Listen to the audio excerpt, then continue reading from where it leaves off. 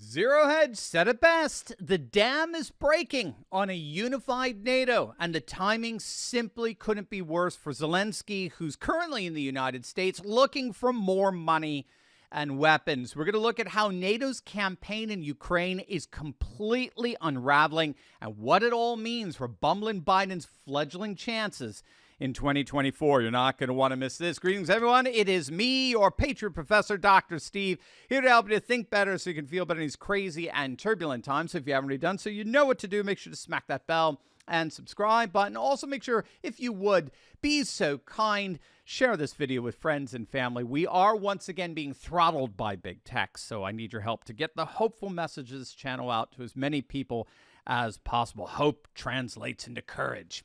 It's official. Poland, one of Ukraine's staunchest allies, has announced that they will no longer be supplying weapons to the country. It's actually a fallout from a dispute they're both having over grain exports. Prime Minister Mateusz Morawiecki made the announcement, stating that Poland was instead recommitting itself to arming its own military forces and would immediately suspend sending arms to Ukraine. But the president of Poland, Andrzej Duda, said something very different and very revealing. Here's what he said in a press conference. Mamy trochę do czynienia tak z tonącym. My jesteśmy tym, który ratuje. Jak jest tonący, każdy, kto kiedykolwiek brał udział w ratowaniu tonącego, czy każdy, kto kiedykolwiek uczył się o tym, co dzieje się w tej sytuacji, wie o tym, że człowiek tonący jest niesłychanie niebezpieczny, ponieważ może pociągnąć w głębiny. Ma siłę niewyobrażalną na skutek obawy osobistej, wpływu adrenaliny i może po prostu utopić ratującego. Chwyta się wszystkiego, mówi się przecież w przysłowiu, tonący brzytwy się chwyta.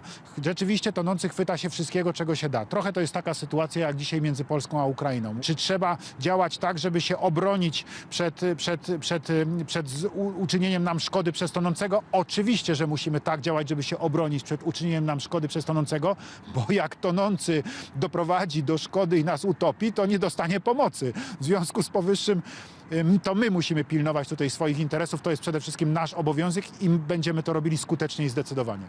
So if you're listening by way of our 15 million download podcast, and thank you to each and every one of you, President Duda basically said Ukraine is like a drowning man who will drag down those who are trying to help him. That's what he sees Ukraine is like right now. They're so desperate. They are literally dying as a viable state, as a viable entity. And if we don't take protective steps ourselves, they're going to inevitably pull us under into their very existential chaos. Now, immediately, what we have to understand here is that this rupture between Poland and Ukraine has literally blown apart the entire ridiculous notion that's been pushed ad nauseum by neocons and neolibs alike, that if Russia defeats Ukraine, they're inevitably going to invade Poland. That's been one of the single most absurd claims ever made throughout this whole insane propaganda blitz that we've been subject to by both CNN and Rupert Murdoch's Fox News. Here's Nikki Haley spouting precisely that nonsense. I think that you have to look at the fact that 3.5% has been spent from our defense budget towards Ukraine. That's just 3.5%. That percentage of GDP, 11 European countries have spent more than us. We know that Russia has said once they take Ukraine, Poland and the Baltics are next, and then you're looking at a full-on war. What we're trying to do is prevent war. That's a pretty good return on investment to prevent war. So I think that we need to continue giving them equipment and ammunition with our allies to win. I don't think we need to give them straight-up cash. I don't think we need to put troops on the ground, but we need to finish this because we have to always remember a win for Russia is a win for China. They've made that very clear. And right now, China is our #1 national security threat. Now, that, of course, is just a blatant lie. The Putin government has never militarily threatened Poland outside of this conflict. And Poland's actions now towards Ukraine confirm that. They know Russia has no aims or ambitions whatsoever in going beyond Ukraine. Ukraine has always been, ever since Putin's speech to the Munich Security Council in 2007, Ukraine has always been radically unique to Russian national identity and Russian national security that Poland doesn't even come close to. So yet another lie has been exposed. Again, a lie that just kept getting peddled over and over again. Piers Morgan, all kinds of, you name it. And now you can be assured it's going to mysteriously disappear. You're never going to hear about Russia invading Poland again. It's never going to come back. Now, at the same time this is happening, you have Ukraine's trans spokesperson for their military getting suspended for making unapproved statements on social media. One of the more, shall we say, unique aspects of this Ukrainian conflict has been the prominent role this transgender spokesperson has played in pushing pro-Ukrainian, anti-Russian propaganda. Bizarre, doesn't even begin to describe it. Well, now this spokesperson is gone, put on indefinite suspension. And then on top of it all, we've got the woke general himself, Mark Milley, saying this at the end of his latest press conference. Light always triumphs over the darkness. Thank you, and Slava Ukraini. Slava Ukraini. That means glory to Ukraine. It's actually a play off the more traditional Slava Rossi, glory to Russia. But an American general, the chairman of the Joint Chiefs of Staff, just said for all to hear a pledge of loyalty to Ukraine? This is a kabuki theater to the absurd. And we're going to find out it's all for naught. This whole charade is crashing down. But first, gang, did you know that the latest data from the American Heart Association indicates that adults with fatty liver were 3.5 times more likely to have heart failure than those without? And did you know that the American Liver Foundation estimates that as many as 100 million Americans have fatty liver? That's you. That's me. We cannot save America if we don't first take care of ourselves.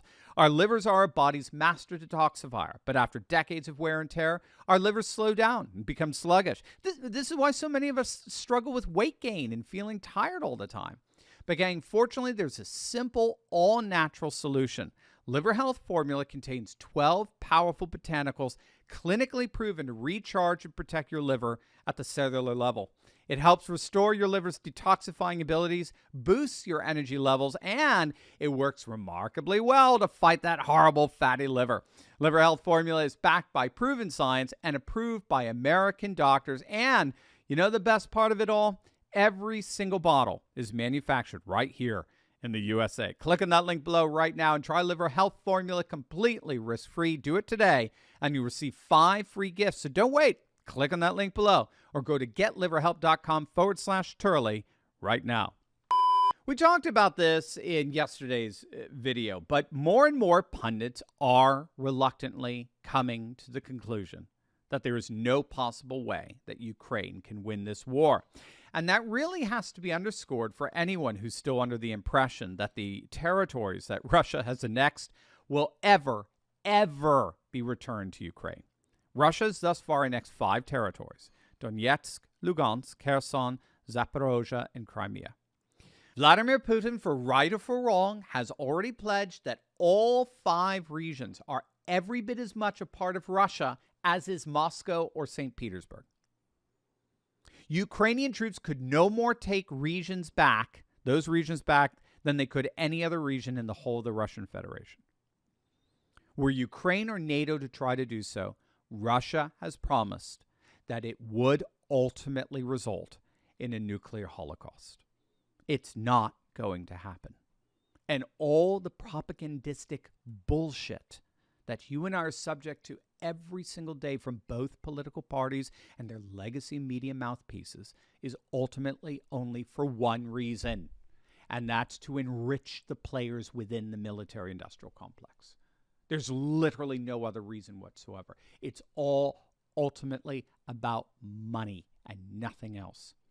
Nikki Haley is ultimately all about enriching her donors, as is Mitch McConnell and Lindsey Graham. And the nation of Poland has mercifully said, we're out, we're done. We're not playing this ridiculous game anymore. As for Biden, like we talked about yesterday, this defeat, and that's exactly what it is a humiliating defeat in Ukraine by NATO, will make the botched Afghanistan withdrawal look competent by comparison. When the full number of dead and wounded is released, when all the money that was spent and equipment destroyed is finally tallied, Biden's going to make Jimmy Carter look triumphant by comparison. For the last year and a half, I have been warning all of you on this channel, do not buy the propaganda coming from our ruling class on this. Let's hope that will only serve to make Trump's coming landslide all the more decisive. Are you ready to join the resistance? Because I'm leading a group of dedicated, courageous patriots who can lead a spearhead into the heart of the secular globalist establishment. We punished Bud Light and Target, driven CNN and the legacy media to near bankruptcy, forced BlackRock to backtrack on ESG, and now we're seeing our conservative-dominated Supreme Court ending affirmative action and protecting religious liberty. In my Insiders Club, I show you concrete steps to take locally and online that will only keep this mass uprising going until the battle is won. Don't wait. Click the link in my description below and join my Courageous Patriots Insiders Club today.